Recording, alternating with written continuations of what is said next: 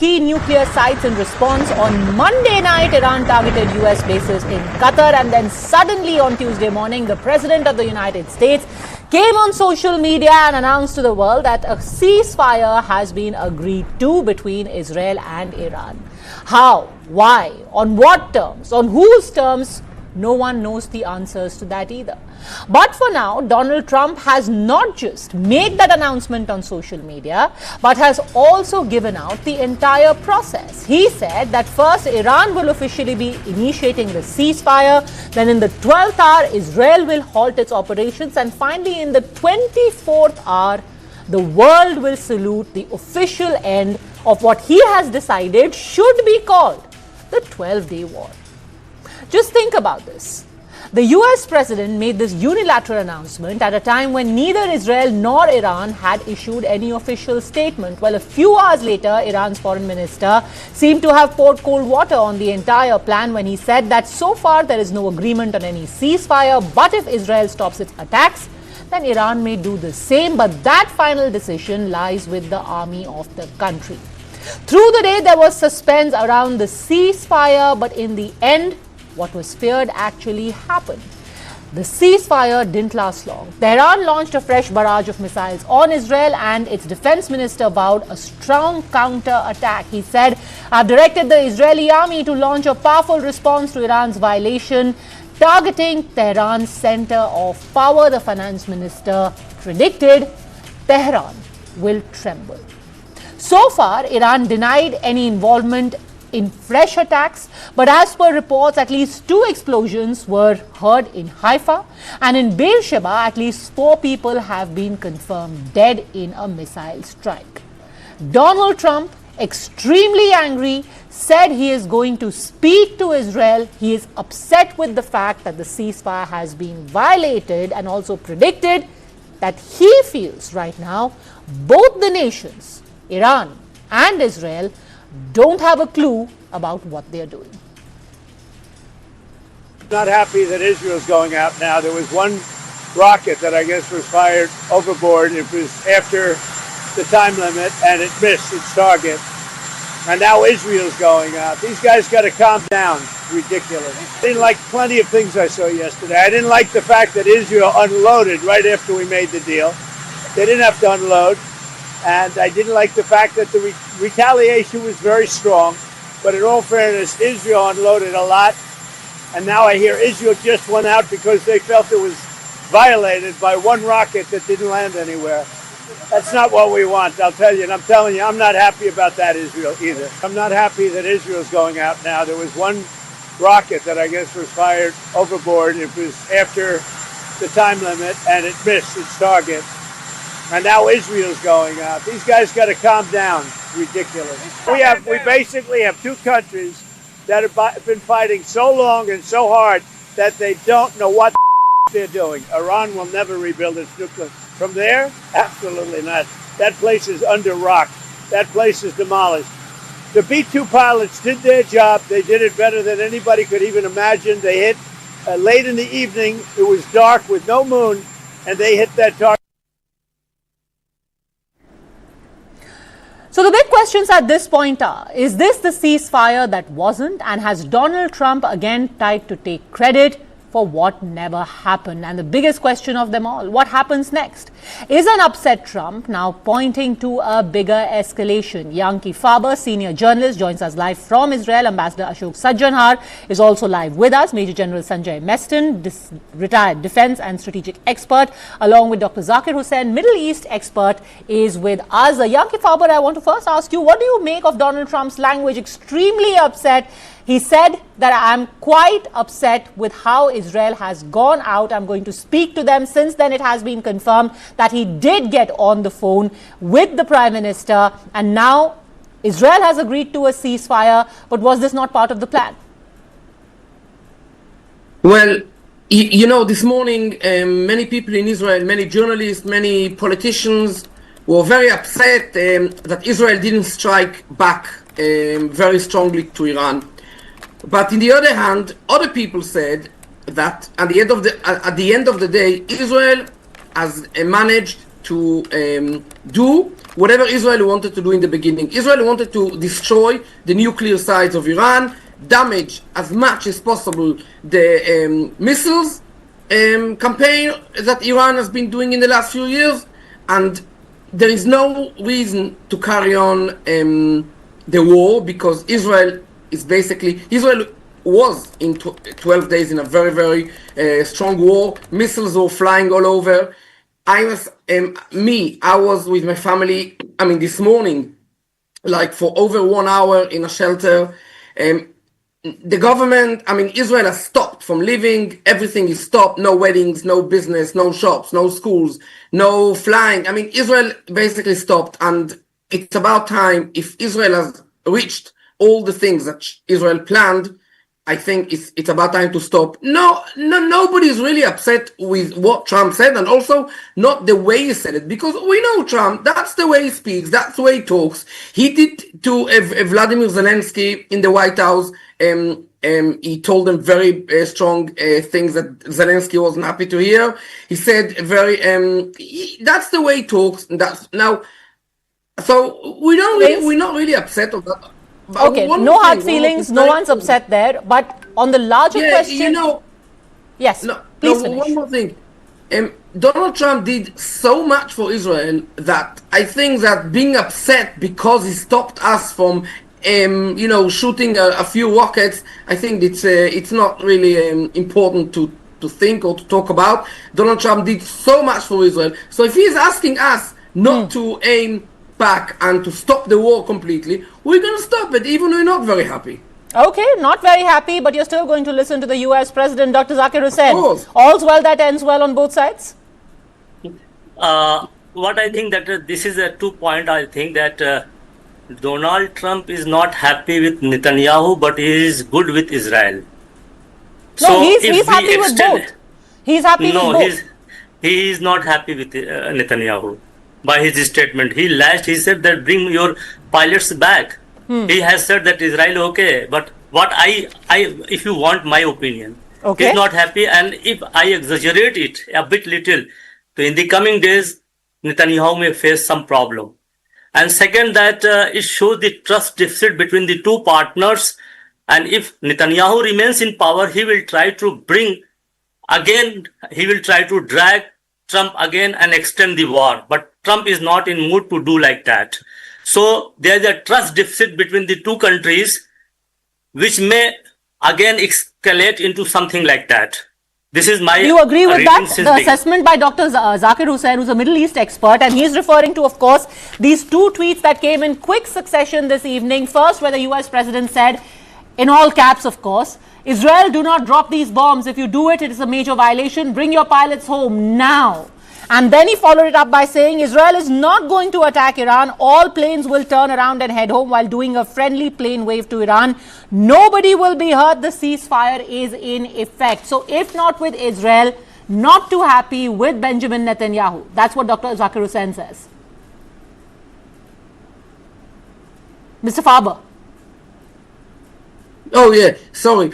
Listen, first of all, I don't agree with the nice gentleman that just said that Donald Trump is upset with Netanyahu and he's happy with Israel. We've seen in the last 3 months that Netanyahu and Donald Trump worked very, very, very close to each other together, and they actually bluffed. They gave an impression to the world that they don't get on together. We remember the headlines that was in Reuters. Reuters published that Israel is not very friendly, that Trump is upset with Netanyahu, and the vice president is upset with Netanyahu. At the end of the day, we all saw that it was all bluffing the world, and that America could strike all nuclear sites in Iran. So I don't think so. I just think that it went out a little bit of control. Iran sent a rocket after the ceasefire began. Israel wanted to aim back very strongly. Donald Trump said no. And he said it in very powerful words, but I don't think it was against particular Netanyahu. And Donald Trump, that's the way he talks. And he just said stop, and Netanyahu stopped. But they're still working together. Netanyahu wants to make peace with Saudi Arabia and another few Muslim countries like Abraham Accord, to join Abraham Accord, maybe Syria, maybe Lebanon, I don't know. So I think there is more big things that Israel and America are planning in the next few weeks. Okay. I don't think it's a big issue of what happened between what Donald Trump wrote on social media. He writes a lot of things on social media. One day he says this, next day he says that. We know him, we like him. He helped so much Israel. I don't know. I follow all the news in Israel. Nobody's upset with him. Nobody. Also Netanyahu not. Okay, it doesn't look so good. So what? Many people say things and then they say, oh, I should have said it differently. Okay, Mr. Sajjanhar, do you think that largely there is going to be peace, there is going to be ceasefire, a few tweets here or there notwithstanding? Yes, I'm, very optimistic. I'm very sanguine that, the ceasefire will come into effect and this will hold, because I think all the three parties have really, the two parties, that is the United States and Israel, they have been able to, by and large, attain the military objectives that they had started with. I think continuation of the war, because they are the ones who started this thing, at least this current phase of the conflict. They are not going to really gain anything. In any case, the Americans are not coming back again. They have come in for the first time after the 1980s.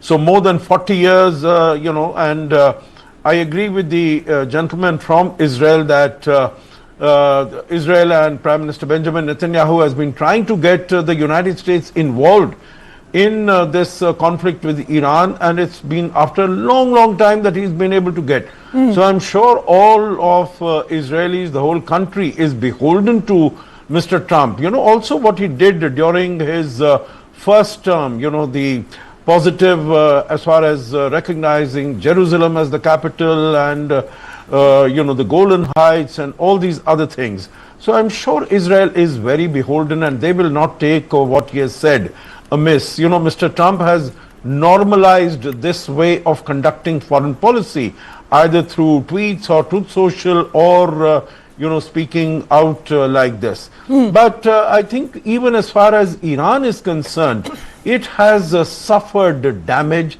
It is in a very weak position. It is not in its interest to once again resume the conflict. It was seeking an off-ramp. It has got the off-ramp in this attack on the US base in Qatar. So I don't think Iran is interested. And so also I think Israel, it has done damage to Isfahan, to Natanz, to Arak, and America has done damage to Fordo. So Dr. Zakir Hussain, you think at this point largely the objectives of Israel and the US have been met inside Iran. The fact that today also Israel is claiming that another nuclear scientist has been killed, a total of about 16 to 18 such nuclear scientists have been killed, and overall the nuclear program of Iran has been set back by 10 years if not more. Symbolically, it looks that Israel and USA has achieved their objectives, but I don't think, because the next trial of Iran starts when again the IAEA will say that to inspect its installations, whether there is a leakage or there is a contained enriched fuel. All these are there, but Iran has shifted the enriched uranium somewhere else, and it needs a couple of thousands of centrifuge to prepare the nuclear bomb. And while the position shown by Putin, to whom Trump requested to bring Iran back to stop doing all this, and the statement of Dmitry Medvedev that there are many countries to give nuclear weapon to Iran, that make the situation that if anything happens again, that this war will not like with this. And what I found that the way Iran has attacked and damaged the image of Netanyahu and the generation which has not seen war since 1973, it was living in a dreamland that nothing could happen here. And the way they have run away from the country, now the government is planning to bring them back. This is a nightmare. I have seen the bunkers where they are sleeping like people of the third countries are sleeping on the platforms, railway platforms. So this is a nightmare to America, to Israeli, particularly elites. what happened here. And what I feel that this war has given a very strong message to the people who are holding double passport to foresee the future of their children in Israel.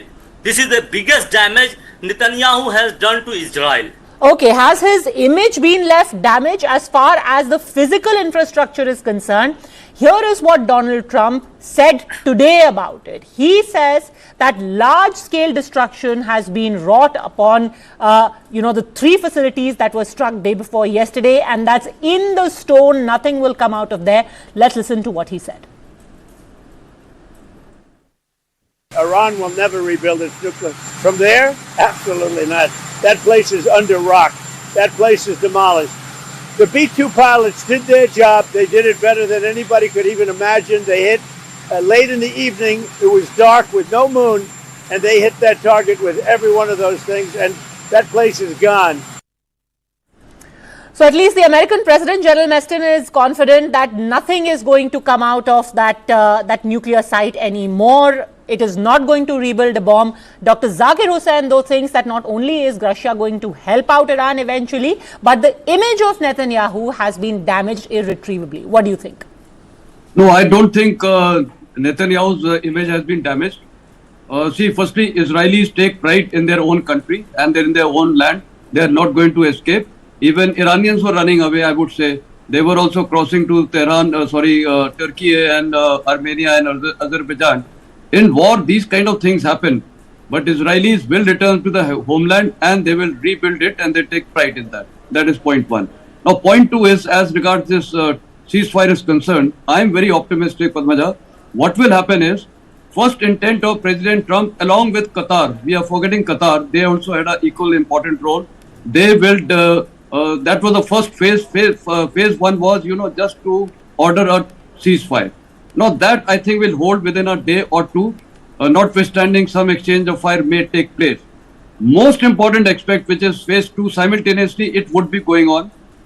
Vice President wants Witkoff and also Qatar, some top leadership and maybe Iranian foreign minister and some people from the Israelis, they would be sitting down and working out a framework, which is the most important, and also monitoring mechanism, because everything will be spelled out. And last of the least is the implementation. Now, the second phase is most important, what will be worked out.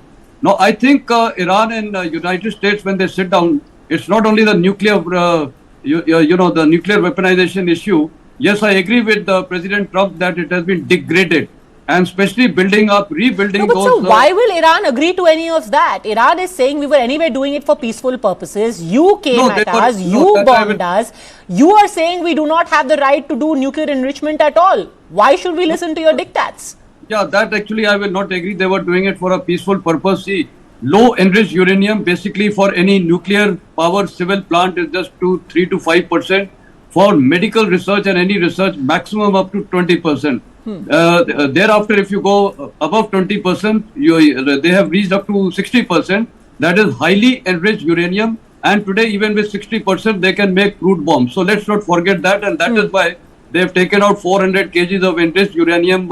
You think they will agree to increase scrutiny? No, they will not agree. See, now the fact of the matter is, the intent and philosophy of Israel and Iran, both has to change.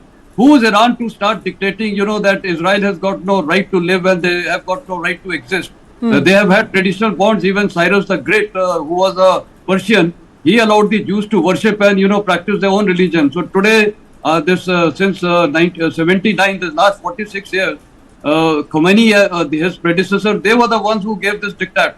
Before that also, they had good relations. Let's not forget, Iran was the second country to recognize Israel among the Muslim world after Turkey. Yeah. So this whole philosophy of Iran has to change, and simultaneously the philosophy of even perhaps Israel has to change. Dr. Hussain, will there be a change in philosophy, a slight tweaking as it were? No, I don't want to convert this debate into a spate. Okay, many things are there. If Israel has right to come back after 2,500 years to claim its holy land, what about the people living there? So if you could talk about the nuclear facilities right now, let's not go into an existential debate. If we talk about the way forward. I am not a champion of either Israel or Iran. I'm just analyzing the thing on the basis of that. Iran has three options. Whether he is going to sit on the negotiating table, it is his discretion. Number second, he has right to withdraw from NPT under Article 10 because he was attacked. Number third, he was attacked during negotiation without warning. Okay, these are issues, these are the red lines, and Iran has not shown any backtracking for its stand. And we should understand the psychology of Persian Empire. They have never given up anything of their own. Okay, they will fight till last. And we have seen that Israel but has. But then, so what hope is there people. for peace and a ceasefire if your starting point is that you are going to fight till the end? That's why I am telling there is a lot of trust deficit as well as what after ceasefire, whether Iran agrees or not. Iran won't agree. You're saying Iran, oh, Yankee Faber, Iran won't agree. The Middle East expert is quite clear here. They are more willing to fight till the end. Well, I don't know if they will agree or not, but I can tell you what the people in Israel and the politicians and the journalists are saying. In the next 50 years, Israel is going to, Israel knows exactly what's going on in Iran. You saw it in the last 2 weeks. Israel knew every sign, where he lives, where he sleeps, and where is his bedroom. So Israel is going to watch. Then why didn't you take him out? If you knew everything about Khamenei, why didn't you actually finish him off? Because Israel, when the American president said that we want to do MEGA, then why did you not take him out? No, because Israel killed in the first day of the war about 10 scientists. The thing is, not all of them were at home. So Israel killed the maximum scientists and the revolution guards and the top guys in the revolution guards. And I can tell you, in the next 50 years, Israel is going to watch Iran every step and everything what they do about nuclear sites. And if Israel is going to see that they're trying to get back to nuclear sites and again work with missiles, Israel will attack again, Israel will destroy again, and this time it's going to be much easier. And this is what Israel is saying. You're saying you'll attack again, but the American president is clear that he does not want either of you attacking each other. Unless he says so. Yeah, but in 5 years' time, maybe Baron Trump will be the president. We don't know who is going to be the president in America in 10 years' time. Maybe it doesn't matter. Israel is worried that Iran will destroy Israel. Iran is saying all the time, we want to kill Israel. We have no choice. So if Iran is going to go back to this nuclear business, Israel is going to attack again and again and again. And the next time it's going to be much easier. Okay, so the principal stand is there. But, also the Prime Minister's Office of Israel has now put out an actual sequence of events, Mr. Sajjanhar. For everyone who was wondering what happened after the announcement by Donald Trump, why is it that there was still exchange of fire from both sides? So the Prime Minister's office actually said that the ceasefire was set for 7 in the morning. At 3, Israel forcefully attacked on the heart of Tehran. Shortly before the ceasefire was to take effect, Iran launched a barrage of missiles, one of which took the lives of 4 of our citizens in Beersheba. The ceasefire took effect at 7. And 7:06, Iran launched 1 missile at Israeli territory. In response to those violations, we destroyed a radar installation. Basically, again, hammering home the point that because they decided to violate the ceasefire, we had to ensure that we fired the last shot. Both sides are going to keep doing that, Mr. Sajjanhar. We were the final ones. What's the guarantee that now Iran is not going to respond to this? Yeah, Padmaja, I think this is an attempt to mollify Donald Trump because Donald Trump has been so angry. So I think Israel has to do something. But the sequence of events that took place, what is mentioned in the tweet, 7 o'clock, it was to take effect, 6 minutes past 7, this, that. Now that is much behind us. Now none of the countries can take refuge behind this that, it took place 10 minutes or half an hour or 1 hour after that. I think that's behind us. So, all this tit for tat sort of a thing that is behind us. But if you permit, I'll just make 1 or 2 points. What my own assessment is that Benjamin Netanyahu and, we have this Israeli gentleman journalist from there. In my view, Benjamin Netanyahu, by doing what he has done on Natanz, Isfahan, Iraq, etc., killing all these scientists, killing all these military generals, he has been able, in my view, to redeem himself, redeem his reputation. You know, the black marks that he had got against him on 7th October 2023 because he was not able to protect Israel from the Hamas.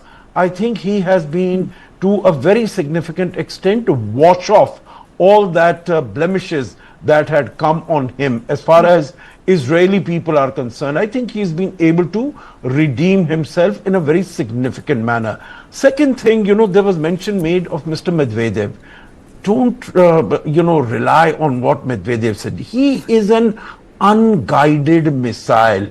I think any serious observer and analyst of situations, whether Russia, Ukraine, Russia, Central Asia, will tell you, he just shoots off his mouth. He is not to be taken seriously. That is number one. The second point is, again, what General Meston said. If you are doing it for peaceful purposes, why take it to 60%? You know, whatever IAEA might have said, but IAEA has also said very recently that Iran is not complying with its obligations under the NPT. And if you have to do that, why dig 90 meters unless your intentions are highly suspect? So I think there are all these question marks that are there.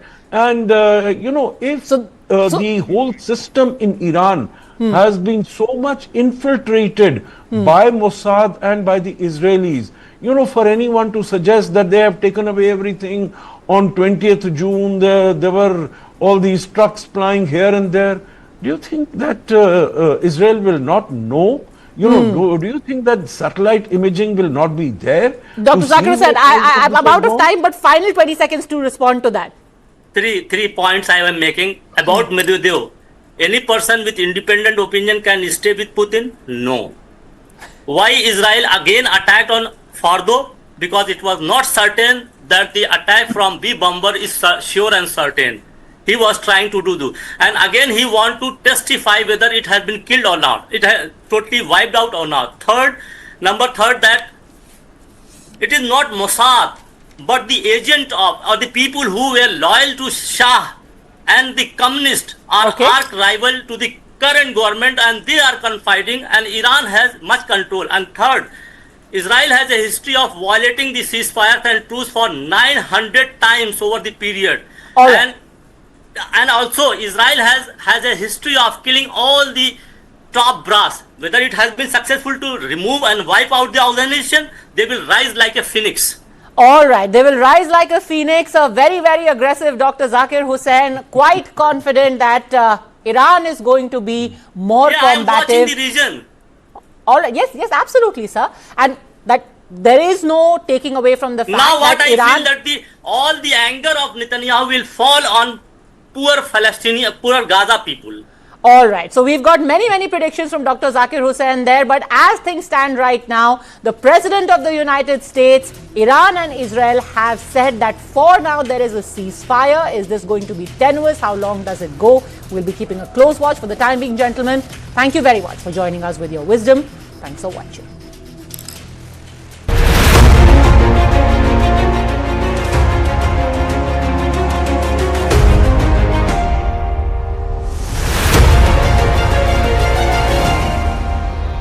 Hey, careful, huh? My daddy got it from abroad. Hey, disaster! How will you pay for the loss now? In stock market, you should take risk as per your capacity and knowledge. Trade in options very carefully. Wow, Dikra! Absolutely perfect. Take risk with full understanding. सोच कर, समझ कर, invest कर. पढ़ता है, खेलता है, झूलता उछलता है, दौड़ता कभी कभी दौड़ कराता है, आगे आगे बढ़ता है इंडिया, अमूल दूध पीता है India. Light, camera and action. Kick back, relax, grab your favorite snack because News 9 is here with your weekend dose of entertainment. It's time to take a deeper dive into the buzzworthy happenings of the entertainment world. From celebrity gossips to exclusive conversations, from nostalgic moments to News 9's pick of the week, don't worry, we've got you covered here. And I hope you've grabbed your popcorn by now because News 9's Page 3 is here to serve you everything that we call entertainment. So do stay tuned every Saturday and Sunday, 2:30 p.m.